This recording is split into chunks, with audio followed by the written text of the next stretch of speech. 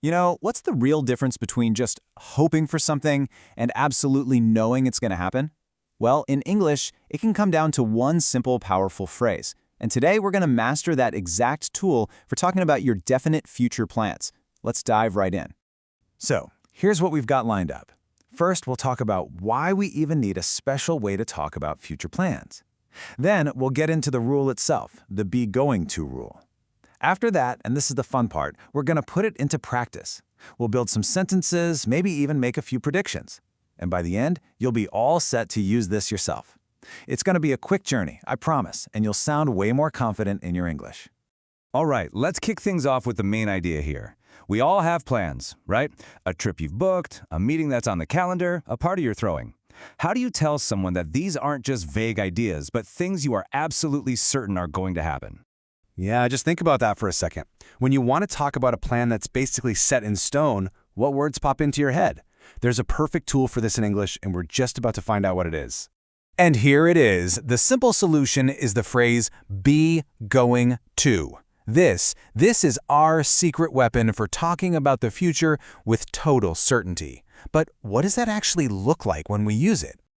Okay, so here's the most important thing to remember.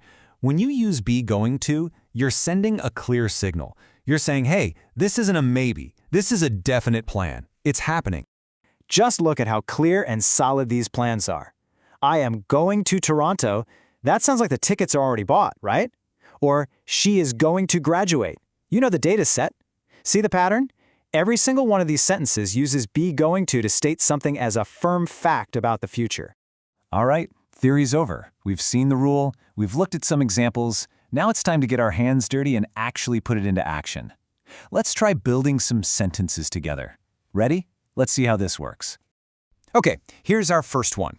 We've got the pieces. I, New York, next month. So, how would you turn these little bits into a full sentence that shows a definitive plan? Go on, take a second to think. It becomes, I am going to New York next month. Exactly.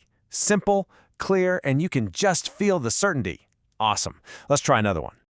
Okay, next up.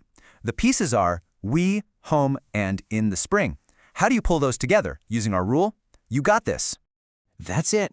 We are going home in the spring. Perfect. You can totally feel the confidence in that statement, can't you? All right, let's keep this momentum going. How about this one? A little bit different here. What do you do with these words she, call, and soon? You got it. She is going to call soon. It's a firm, confident statement about something that's about to happen. Okay, one last one for this practice round. All right, last challenge here. You have he, buy a truck, and tomorrow. Go ahead, put it all together. And there it is. He is going to buy a truck tomorrow. See how that works? It's like a formula. We've just taken a bunch of simple ideas and turned them into rock-solid future plans. Great job! Okay, but wait, there's more. Be going to actually has another really cool, powerful use. It's not just for plans you've made. You can also use it for making predictions when you're super sure about them, based on what you can see or know right now. So let's try making a prediction. Imagine you've been checking the weather forecast all day, and it's just full of dark storm clouds. How would you predict the weather using these words here? Rain this weekend. And the prediction is, it is going to rain this weekend. See, this isn't just a random guess. It's a conclusion you've made based on solid evidence. Those storm clouds, that's what makes you so certain. Okay, let's try this one. Think about that one friend we all have who gets really passionate about sports, right? You know exactly what happens when their team loses. So how would you predict his reaction?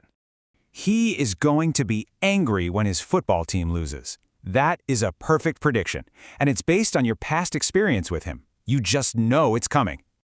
See? You're totally getting the hang of this. It's the exact same structure we use for plans, just now we're applying it to a prediction. Let's try just two more. Okay, now imagine you have some fantastic news you can't wait to share with a friend. You know it's going to make her day. So, what's the prediction here? The prediction is crystal clear. She is going to be happy when she hears the news. So now you can see how this one little phrase works for both your own solid plans and for predictions that are based on evidence. It's incredibly useful, right? So, let's bring it all home. What's the one single most important thing to take away from all this?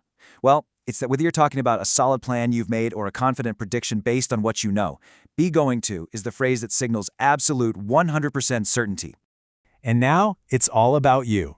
I want you to think about your own definite plans. Using what you've just learned, what are you going to do tomorrow? Now you have the perfect tool to talk about it with complete confidence.